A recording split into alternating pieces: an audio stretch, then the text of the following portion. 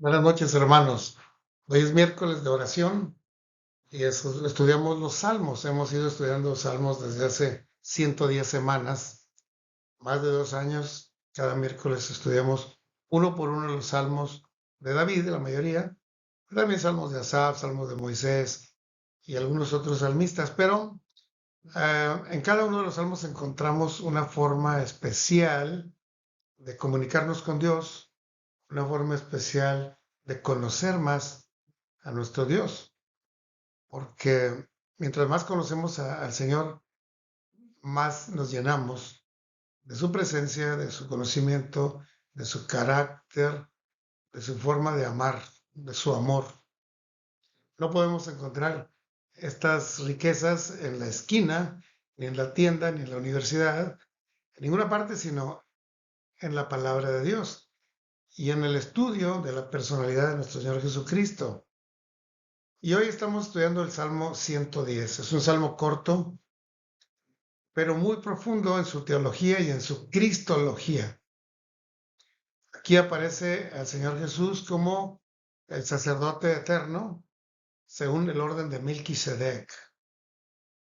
Así que vamos a ver esta riqueza del Salmo 110. Y los invito a leer conmigo sus versículos, no son muchos, aquí aparecerán a mi derecha, y vamos a leer juntos.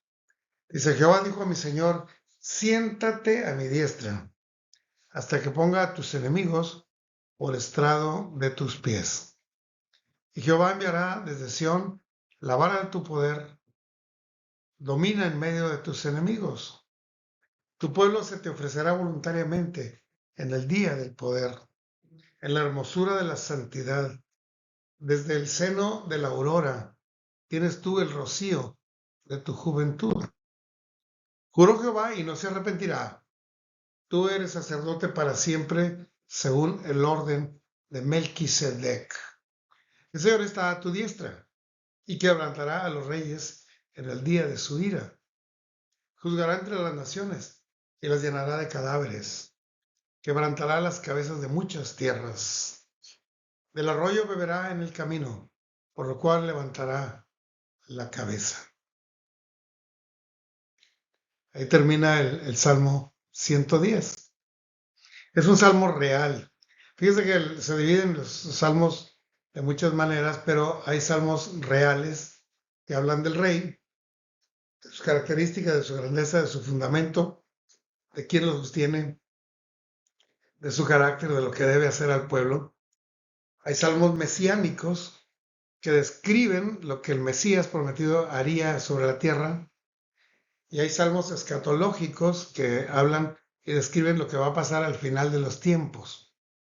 ¿Qué es lo que va a pasar con la tierra, con la humanidad, y muy particularmente qué va a pasar con el pueblo santo? Y de qué manera el Señor, a través del Señor Jesucristo, va a aplicar su reino de amor, de salvación, de justicia a la tierra.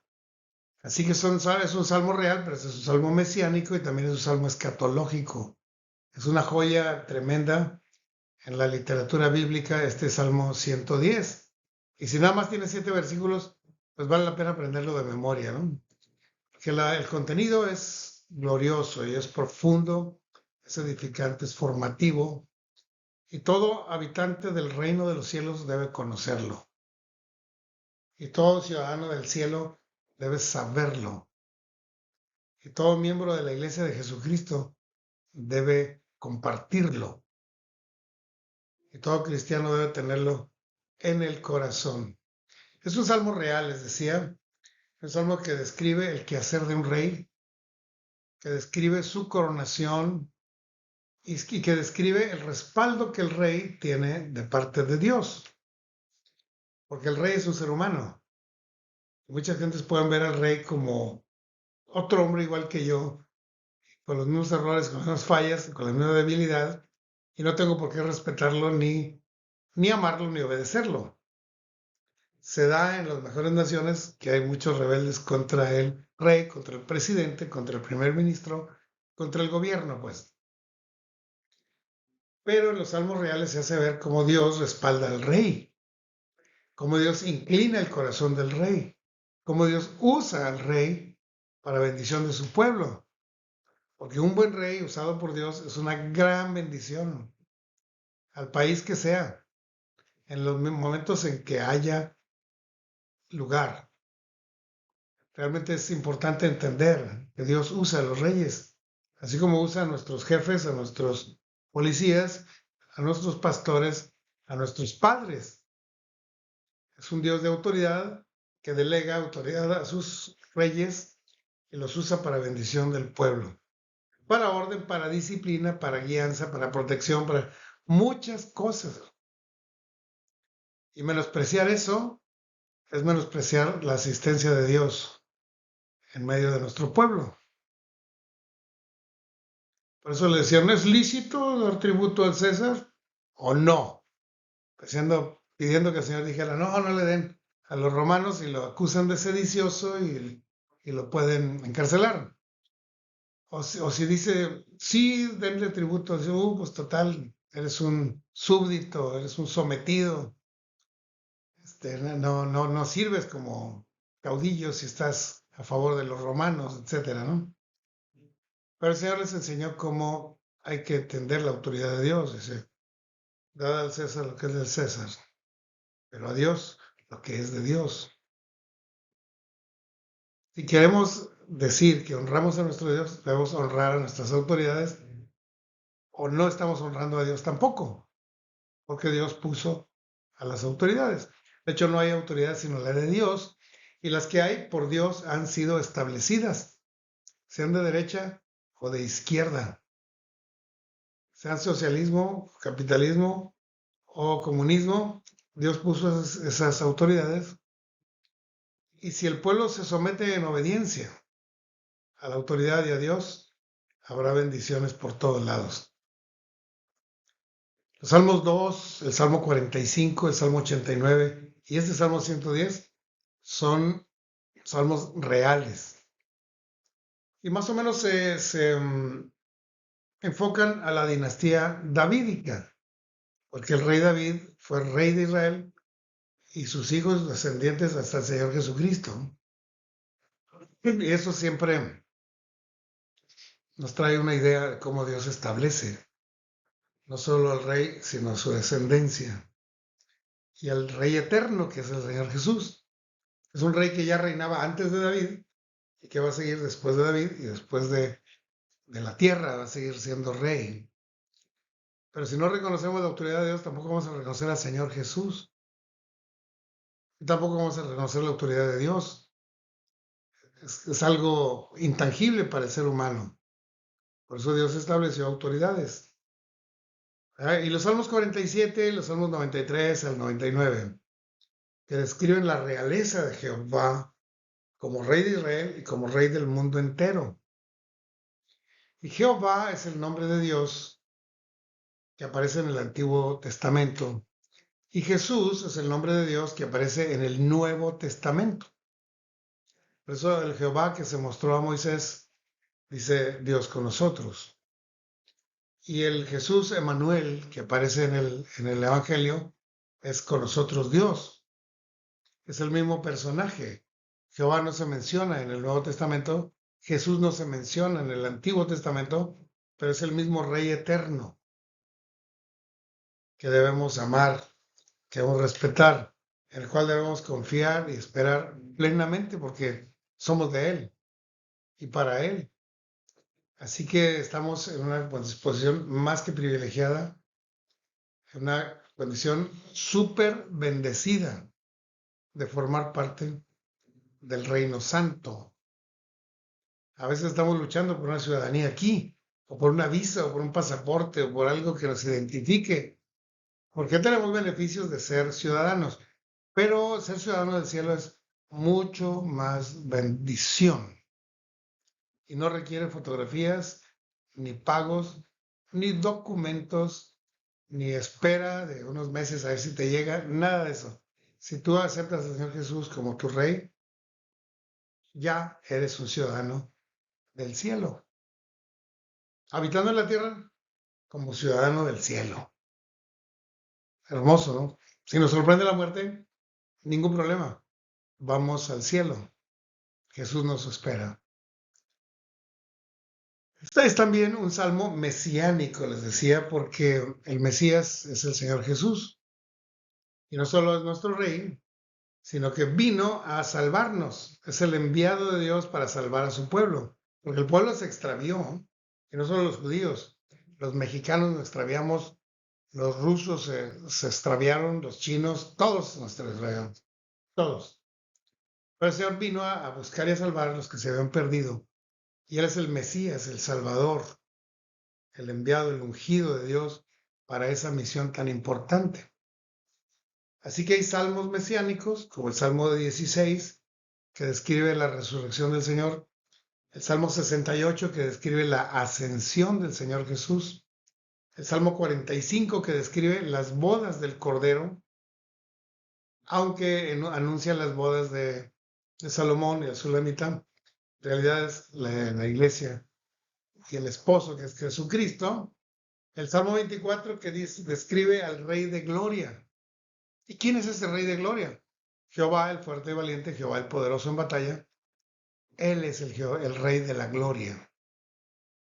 El Salmo 119, que es larguísimo, que describe al sacerdote, rey y juez.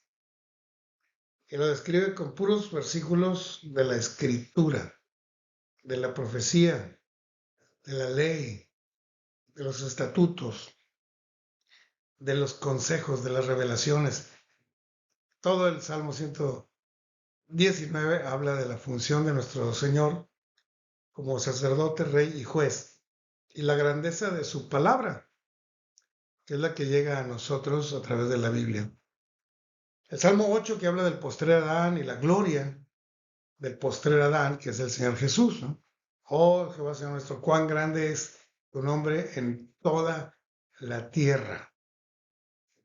Y el Salmo 72, que habla del reino milenario, y no de 1000 años en Jerusalén, no, sino de cuando el Señor viene hasta que el Señor pone al último enemigo, al postrer enemigo, a los pies del Señor. Ahí se encuentra el reino milenial, se describe en este Salmo 110, y entonces sí ya viene el reino eterno. Pero es tan importante leer estos salmos. Y el Salmo 89, que habla del pacto con David, un pacto en el cual dijo, un descendiente tuyo estará siempre en el trono. Y no solo se refería a Salomón, a Roboam, a Usías, a todos los descendientes de David, sino a Jesucristo, que es el que estaría en el trono. Porque aun cuando David reinaba en la tierra, el Señor Jesús ya reinaba en el cielo, controlando, dividiendo, fortaleciendo el reinado de David. El Señor reina y está en el cielo, como dice el Salmo 1, siéntate a mi diestra mientras yo pongo a tus enemigos a los estrados de tus pies. El Señor reinando en el cielo, no en Jerusalén, en el cielo, y el Señor Padre dominando a todos los enemigos hasta que el postrer enemigo, que es la muerte, sea derrotado. Entonces termina el reino milenial. Así es, ¿no? También se describe aquí al Señor Jesús como el que no cambia, que no deja de amar, que no deja de salvar, que no deja de interceder, que no deja de cuidarnos, que no cambia sus leyes. Nosotros cambiamos. Y el hombre sin Dios va cambiando de mal en peor, engañando, siendo engañado y siendo infiel, y siendo violento y siendo mentiroso. Pero el hombre con Dios cambia para bien.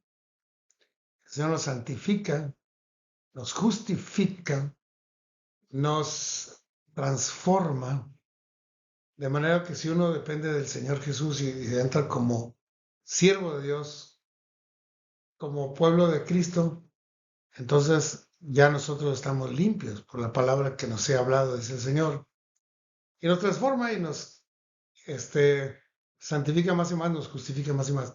De manera que vale la pena pertenecer a este reino de nuestro Mesías, porque el Señor viene a ser la cabeza del ángulo, sellada por los edificadores, pero que va a, así dice el Salmo 118, que es el centro de la Biblia. Es también un salmo escatológico, que habla cómo será el final de los tiempos. Hay muchas escuelas de interpretación, hay gente premilenial, postmilenial, amilenial, dispensacional y cosas así, de acuerdo a cómo ellos ven y tratan de interpretar las profecías. Pero la realidad es que cualquiera de las posiciones que haya, que ya las estudié todas ellas contienen las mismas promesas del Señor. No los dejaré huérfanos, los llevaré hasta el final, vendré por vosotros, los tomaré conmigo mismo, los llevaré al cielo para que estén conmigo por la eternidad. Todas esas promesas se cumplen en el sistema premilenial, el sistema postmilenial, el sistema amilenial. Todos esos sistemas que son formas de interpretar la escatología contienen las mismas promesas de Dios. No cambia eso. Y entre los salmos hay muchos escatológicos, ¿no? Por ejemplo, el Salmo 2 habla de que el Señor quebrantará las naciones con vara de hierro. En el Salmo 22 dice que Jehová, Él es el reino y Él reinará sobre las naciones. El Salmo 45 dice, tu trono, oh Dios, es eterno y para siempre. Cetro de justicia es el cetro de tu trono. Habla de la justicia del Señor. En el Salmo 67 dice, porque juzgarás a los pueblos con equidad. Es decir, al final de los tiempos va a venir el juicio. Y aquí lo describe. El Salmo 72 dice, porque los reyes se postrarán delante de él. Las autoridades de los pueblos todos se postrarán. Salmo 93 dice, porque firme es tu trono desde entonces y tú eres eternamente. No 32 años como David, no 40 años como Salomón, no 6 siglos como los romanos, sino eternamente el reino del Señor. Y en el Salmo 93 dice eso eternamente. Salmo 96, decid entre las naciones Jehová reina. Es la proclamación que la iglesia de Jesús debe hacer.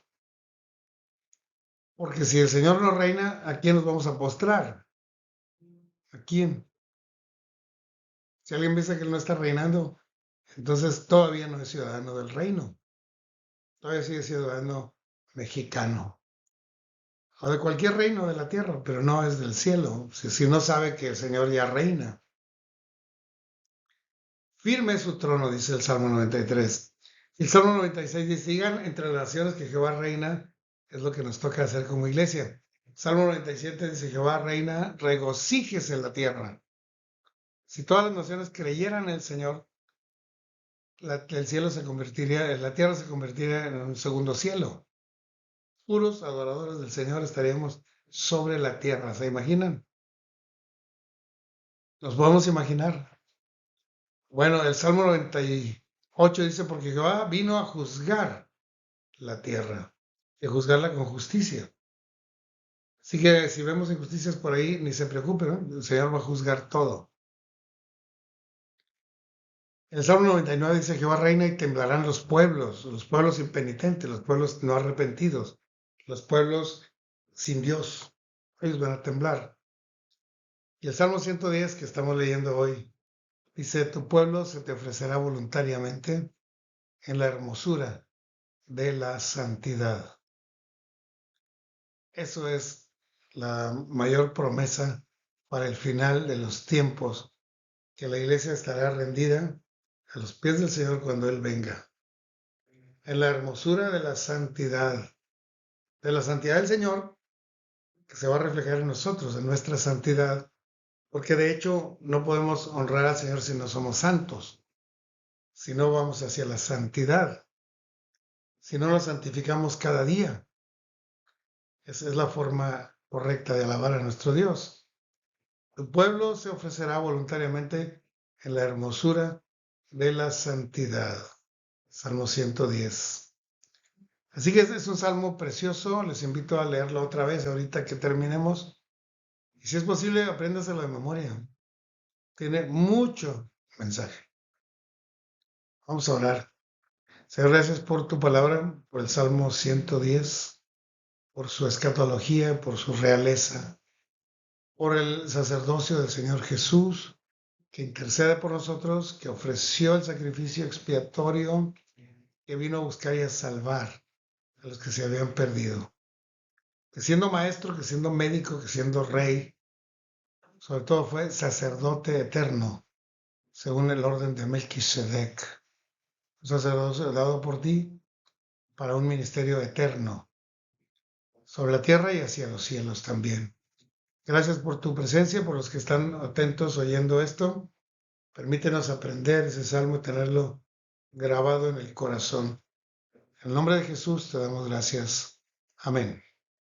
Dios bendiga a todos, hermanos. Nos vemos mañana.